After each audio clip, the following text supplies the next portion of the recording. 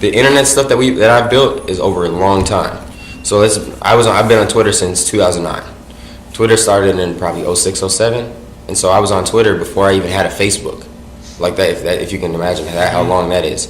And then when I first started Twitter, what I was doing was something called mass following, which is basically just following a whole lot of people and interacting with them. So I would just, mostly women, because I was just like in high school. That's the type of guy I am. I like girls. I like going to parties. I like girls. I like talking to women. So I just, I would follow a lot of girls on Twitter, and I would just, hit them up. I would say, what's up, how you doing? And then obviously, what's a girl gonna do when somebody follows her and says what's up to her? She's gonna follow you back. Mm-hmm. And then so I started building that brand. Do that 300,000 times? Yeah. No, I mean let's be honest, it's exponential. Yeah. So once you build up a certain base, then people are gonna notice and they're gonna say, hey, I'm kind of interested. Just for the sake of that number, they're gonna say, well, I'm kind of interested. Maybe even if you only have 5,000-10,000 followers, they'll say, well, let me just check this kid out. Then I started doing like YouTube videos, things like that. And I also utilize Tumblr a lot. Tumblr is a key. You're doing Vines too. Vine was like stupid great. Like when Vine first took off, Vine was something that like launched me from like here to just here. Like, because Vine actually gave you the ability, I don't know if you noticed, but Instagram is banned from Twitter. It's not, the links aren't banned, but the actual data or the actual video clip, you can't see it on the platform. Right. So when Vine came out, Twitter actually purchased Vine. Mm-hmm. So Vine is the only platform on Twitter that allows videos. So it gave me, as opposed to just being able to use 140 characters and words, it gave me the ability to share music, 40 characters and audio, and video with my followers. So then put a text next to a video, it's just obvious, like somebody's going to be more interested in video. So I said, all right, well, I can just upload little funny things from my life, little clips of music, everything, on Vine, and it just got people more interested. So I realized, like, combining the mass following, which is like, even right now I follow like 80,000 people on Twitter, so it gives them also the ability to feel like, well, this guy actually knows who I am, which in reality I probably don't. I might know a small percentage of those people, but in reality I don't know any of them personally, but they with only following 300, 400 people, they know who I am, because they're like, they might see me on their timeline 20, 30 times a day, when in reality I can't see 80,000 people's posts on the internet. Yeah, but like we were out in Arizona. The reason we were out there 2 weeks ago was for the Super Bowl. Super Bowl weekend. So for the Super Bowl, what it is basically every celebrity in the world is like, man, I gotta be there. Just to be there. So like every rapper, every singer, every athlete is in town, and we're at the clubs and just like seeing people like, oh my God, I can't believe I'm seeing this guy right now. Like, and even me, I've done shows with people opening up for celebrities and stuff, but not at this scale. So it's just like amazing to see these people. You see them on the internet, you see them on TV, but then when it really connects with the fact that, oh, this is a real person and I'm seeing them right in my face, it's just amazing. Like, did you spin while you're out there? Or? Yeah. I spent a couple events actually. Yeah.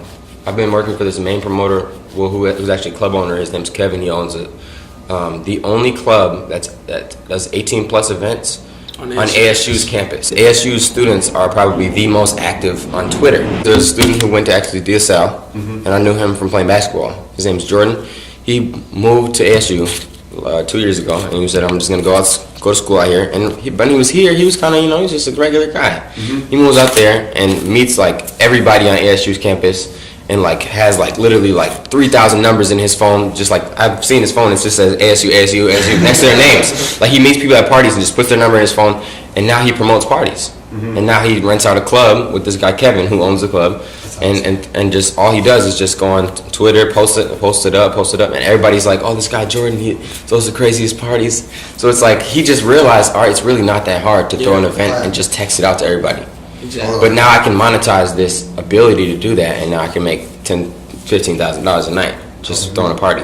So he was like, he called me because he doesn't really know anything about throwing parties. I was taking him to parties when he was here, right? So he's like, what do I do, man? I don't know how to get flyers. I don't know how to make flyers. I don't know how do I rent the club? I need a DJ. And I'm just like, man, just fly me out there. I'm gonna help you.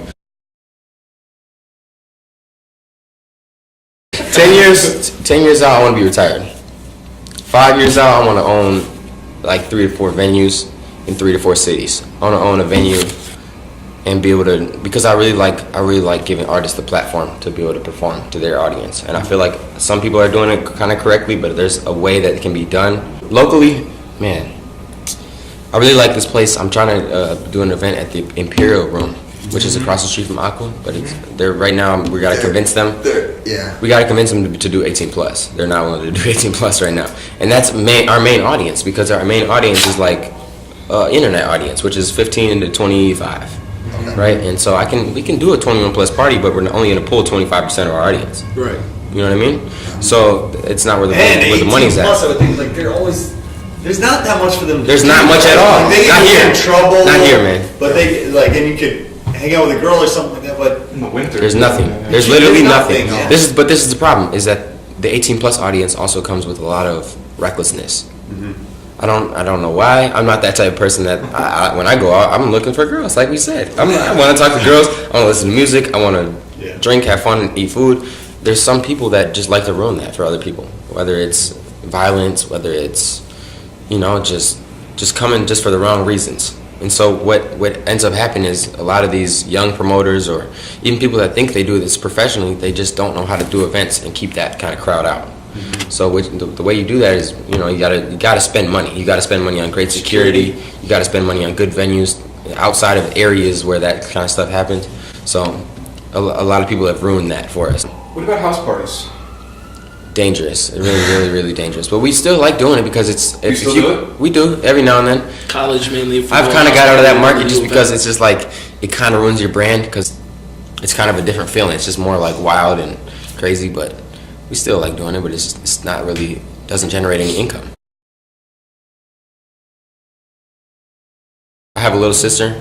She's 16. She goes to Southwest High School. She likes playing piano. She's just regular. She likes playing basketball. She's really good at basketball. Her name's Claudia. Okay. you guys get along? Great, yeah. She's really cool. She likes music. She likes music. She's sometimes interested in what I'm doing, but usually she just does it with her So own thing. are you the protective old Nah, brother, I or like- are you the cool friend brother? Kind of in between. I still look out for her, but I'm not the "what are you doing, where are you going" type of guy. Same with like any girlfriend I have. I just let them do their own thing. Do you have a Women girlfriend? yeah, I do actually. Okay. Yeah, she's it's a crazy story. My girlfriend, man. Yeah, and I got that brother. My brother is actually probably a more interesting story. He grew up in Boston, moved to New York City to go to graphic design, cartoon illustration school. Cool. So he has a degree in cartoon illustration. Now he designs for Marvel. He does a lot of private work, but he's like crazy artist. My dad is a sales rep for a pharmaceutical company. Okay. My mom's a lawyer. She's a medical lawyer. Okay. Both here in the cities? Correct, yeah. Yeah. Yeah, my mom's from Chicago. My dad is from North Carolina. We spend about a week at home, a month-ish, maybe if that. And then when I'm at home, it's like grabbing stuff out of the suitcase, throwing it in the washing machine, and then grab some stuff I need and then leave again. Like, because even when I'm at home, it's stuff like this. I'm coming somewhere. Like, I went home last night. I was out with him all night, meeting up with some guys about an investment on a concert. Came here in the morning, so I don't spend any time really in one place at all. So Are you happy? super happy. I love my life right now. Like, I just want to maintain what I got right now. Like a lot of the kids I graduated with in high school, like they're just Same place. same place I left them. And like they look at me and they're just like, man, you really doing what you love to do. Like the only thing you had to do was just literally try.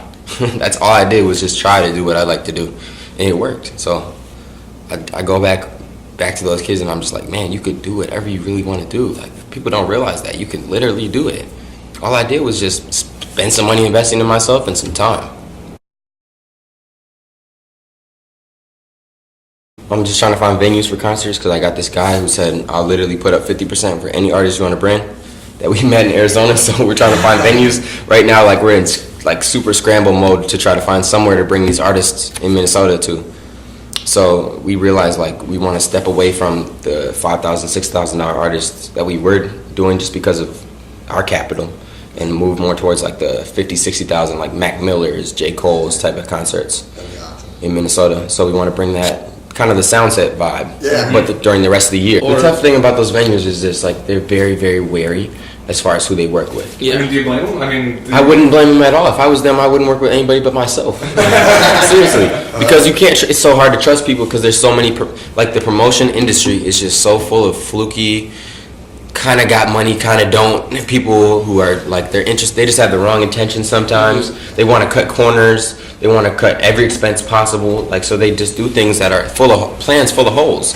Right. It's just about dollars. Just give me the money. Yeah, I just want to make a quick dollar. Yeah. Even if this artist ends up getting screwed over at the end of the day, even if the venue gets trashed, I don't care. Yeah. So the venues are very wary as far as who they're messing with, especially when it comes to hip hop.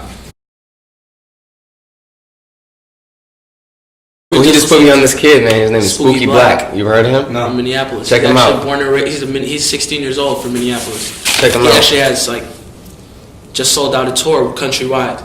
You gotta Just check him sold out. You gotta get up. You gotta get up with him. He's big. He's Like, like, and I didn't even realize he Ryan was. Wesley, they all know. I don't know how my radar missed him because he by the time I saw him, he was big. Like his songs have 500,000 plays on SoundCloud. But who else I'm gonna listen to? I like Pusha T. He's signed to Kanye West. I'm a Kanye West stan.